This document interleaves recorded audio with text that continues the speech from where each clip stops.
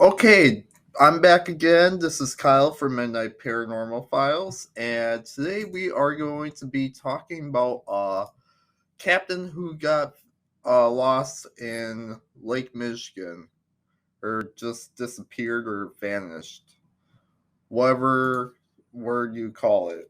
Um, so this story happened back in April 28th, 1937. This is an Art Pine Barrens Institute article because they do a really good job.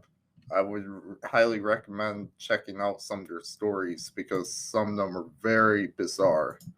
But anyway, the story begins on the cold night of April 28th, 1937, as the Lakes freighter O.S. McFarland is making its way across Lake Michigan towards its final destination, a power plant located in Port Washington, Wisconsin.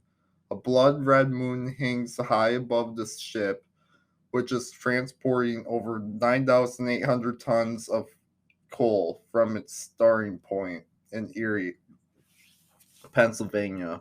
When it departed from only a few days prior, while the trip was considered difficult by any means, relatively speaking, it was made considerably slower by the frozen state of the lakes at the time.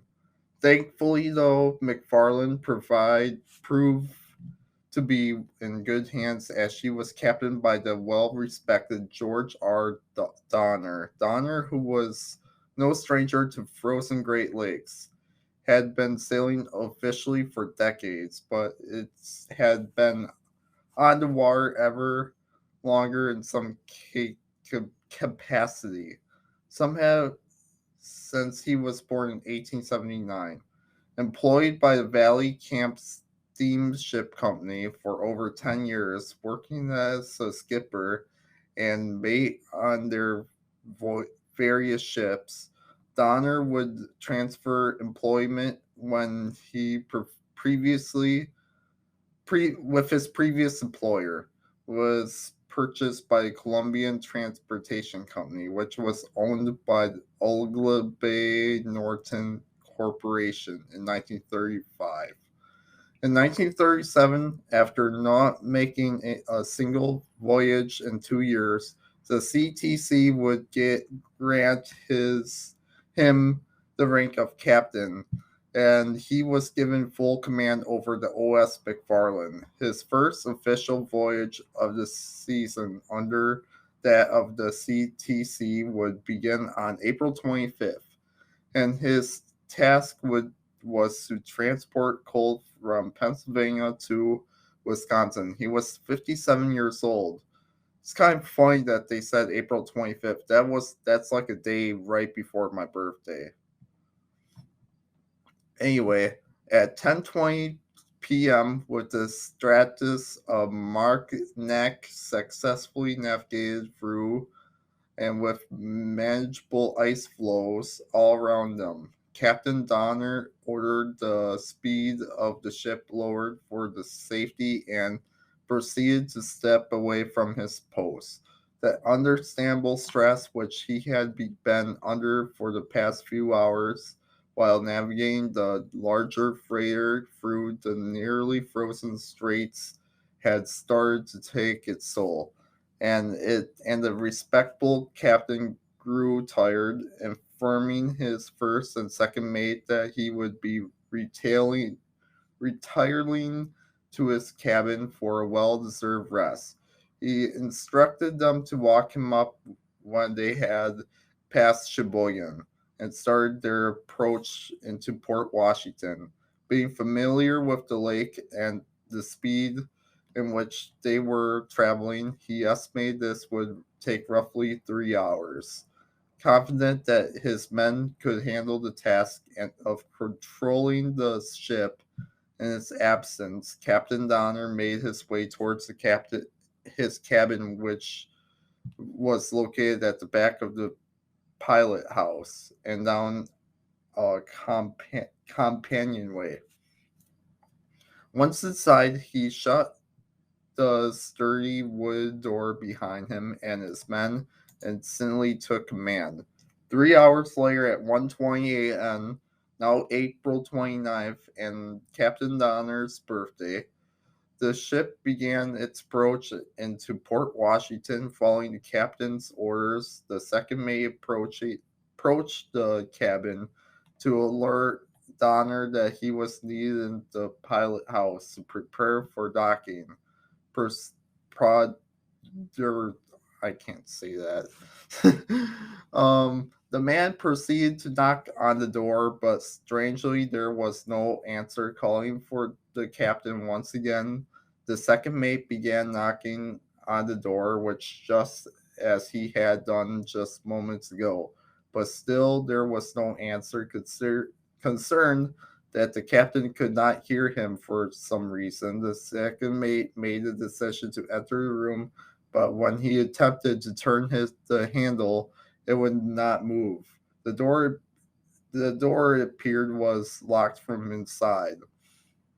Worried that the captain would sleep past the point, he insisted he be woken up at the second mate went to retrieve the master key. After bringing the first mate, Charles Retcher, up to speed as to what was going on, he headed back to the captain's cabin and proceeded to unlock the door, making his presence known before walking down the stairs and stepping into the room. The second mate assumed he would hear Donner respond to his announcement and called him in, but just as before it, he heard nothing. No worried, Now worried that perhaps the captain had undergone some sort of medical emergency and was unable to respond. The second mate opened the door with a turnkey and proceeded inside. But what was waiting for him behind the sturdy wood door at the bottom of the stairs was not what he expected. For there in front of him was nothing besides an empty room. The captain, it appeared, was gone. Understandably confused, the second mate began to search the small room with only limited space available to hide. The room was thoroughly checked within a matter of moments. Nothing seemed to be out of place. The bed did not appear to be slept in, and the porthole windows were securely fastened, even if there weren't, though no man would have ever been be able to pass through them anyways, as they were quite small, and Captain Donner was not noted as being somewhat on the larger side. So where did the captain go? The second mate wasn't sure, but he knew that he needed to inform the rest of the crew that their captain was missing, then that they needed to begin the search on the ship immediately.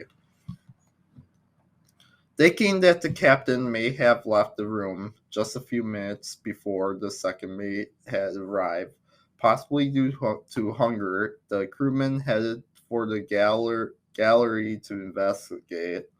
When they arrived, they took no notice of two firemen who were finishing up their break and asked if they had seen Donner, but the two men replied that for the entire time they have been there, they have not seen the captain. Not long after that, every man on the ship was made aware of the situation, and the entire freighter needed to be searched from top to bottom.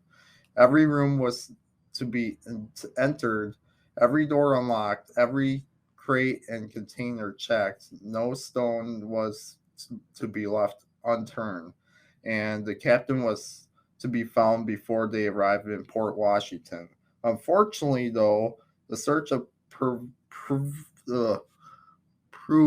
useless, as the Captain George R. Donner was never found on board.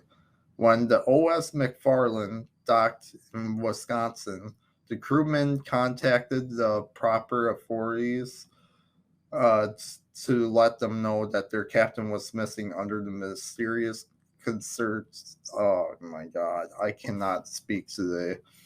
You know what I'm saying, probably. An alert went out to the Coast Guard on the lake, and search was started. The captain they promised would be found, and the mysterious mystery of what happened would be solved. But as soon as was quickly become the norm in this unfortunate situation that did not prove to be the case. The Captain Donner was never located. He had just turned 58. At first daylight, the rescue missions shifted into the body recovery, and ships, both big and small, along the same route as the OS McFarland had taken, were instructed to keep an eye out, but just as before, nothing was found. The captain apparently had simply vanished into thin air, never to be seen again. When questioned by the local authorities as to what happened that night, crewmen were only able to give scant information at best. At 10:20 p.m., Captain Donner retired to retired to his room, and was believed that he was in there for at least 2 hours, as movement was heard coming from inside the cabin. The men who heard the noise from inside stated that it sounded like Donner was going through some paperwork, possibly taking care of the documents that would be needed at docking. But this was unable to be confirmed, as nobody ever actually saw inside the room. Outside of the actual disappearance, though, authorities did learn some pretty interesting pieces of information relative to overall state of Captain Donner prior to his vanishing. Port Washington Sheriff Ben F. Ruckel, Ruckin, Ruckel, I can't. Upon speaking with him, the ship officers learned that Donner was in a highly nervous state throughout the majority of the trip because of the ship's fore, front, and aft rear compasses were not functioning properly for some unknown reason. Because of this issue, Donner refused to rest in any capacity, ever going so far as to completely forgo sleep altogether, so that he could keep an eye out on their position. Along with this, the ship steward took Sheriff Ruckle at the point at at one point, Captain Donner approached him and explained that he was never feeling well, but would never not for explain what exactly was wrong. He then asked then the steward if they would mind staying in his cabin throughout the night while he slept, as soon not to be left alone. But the steward declined. For days following the disappearance, coastal communities kept an eye out for the body to wash up on shore, but one never did. Rumors began to circulate that the captain chose to end his own life by seeking off to the side of the ship, trying heavy weights around himself, and leaping into the lake. Others speculated that the captain was murdered for some unknown reason, and his body was tossed overboard not long after passing through the Straits of Mackinac. This would have given the crew plenty of time to clean up the second and come up with a story prior to arriving Port Washington. While nobody could really say if any of those theories were true, what they could agree on is that they were both somewhat plausible. But then you have the other side, the ones who didn't agree with the narrative and believed something more supernatural was afoot. These were the people who thought the captain may have fallen victim to a power beyond his control, that he was missing, but rather taken by something. These individuals believe Captain George R. Donner unfortunately ended up as just another tally on a long list of victims of the dangerous Lake Michigan Triangle. He was neither here or nor there anymore, but rather he was stuck inside the triangle forever. For those who are unaware, much like Bermuda, Australia, Australia, and Japan, I can't read that.